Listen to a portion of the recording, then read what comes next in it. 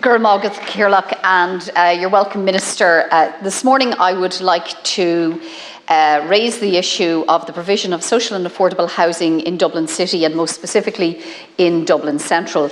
Minister, you'll know Dublin Central is the constituency where I grew up and where I live, and I specifically want today to talk about the proposal to deliver homes on City Council's site at Stanley Street.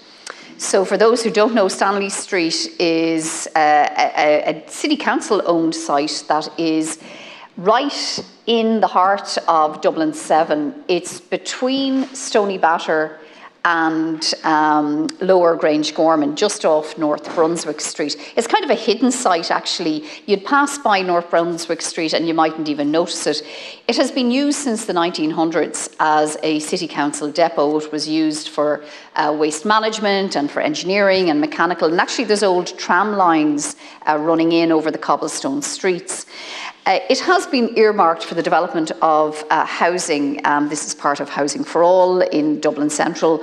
Housing for All is funding the development of almost 2,500 new homes, and that'll be a mix of social and affordable homes. Very welcome, because it's really more than a decade since any new homes were built at all in Dublin Central. So this is very welcome. The proposal is very welcome. But Minister, the reason I raise the issue here today with you in the Seanad is because there is real concern that the pace at which the housing development is being progressed by Dublin City Council would appear to leave scope for a little acceleration.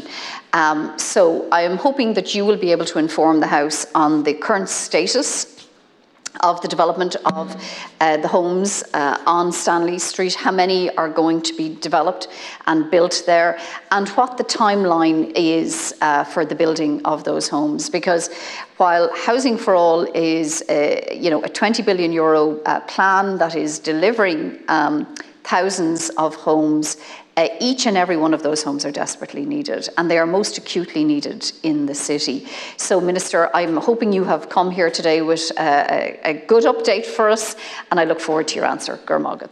Thank you, Senator. Chandler, I always bring good news when I'm here, so and I'm very familiar, certainly, with Stanley Street. It's a beautiful part of Dublin City. I was in Stony Batter there last week, and again, just a wonderful historic part of the city, but an important part of the city in terms of its of the city's sustainability.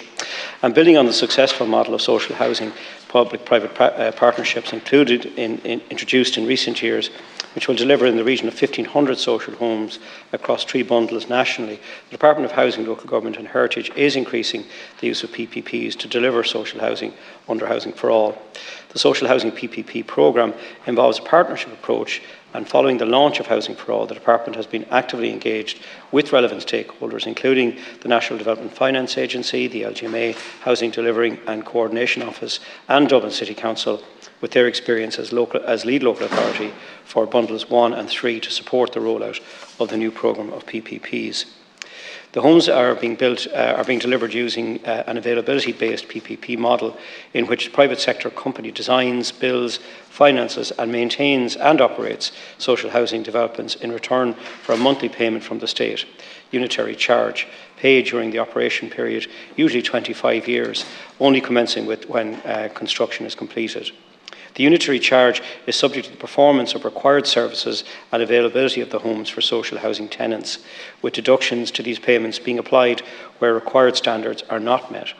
The PPP model provides a delivery structure whereby social housing units remain in state ownership throughout. In terms of progress to date, construction was completed on bundles 1 and 2 in 2021, which delivered 534 and 465 homes, respectively, across 14 sites. Procurement process for Bundle 3, which will deliver 486 new social houses and apartments across 6 sites, commenced in Q4 2022. In June 2022, Bundles 4 and 5 of the new programme were announced, which will deliver in the region of 1,600 new homes, while Bundle 6 was announced in January 2023 and is expected to provide approximately 500 new homes. Stanley Street Depot forms part of Bundle 4, which is currently advancing through design development, with a number of layout options being considered for the site.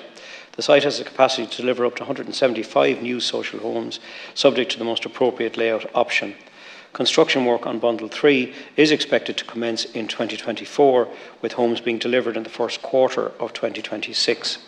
Commencement of further bundles will allow on a phased basis with home completions on Bundle 4, which includes the Stanley Street Depot, Bundles 5 and 6 towards the end of 26 and throughout 2027, subject to the statutory planning process. I'll come back in on a supplementary just in response to your... Thank you, Minister. Minister, and it is indeed welcome to hear of the hundreds and thousands of homes that are being delivered, and I would take the direction of Dublin City Council, the local authority, and they have had success in partnering in the delivery of homes. In fact, they've already delivered homes on Stony Batter, just a stone's throw from Stanley Street. I'm concerned about the reply, though, Minister, and I'd like you to bring this back to the department.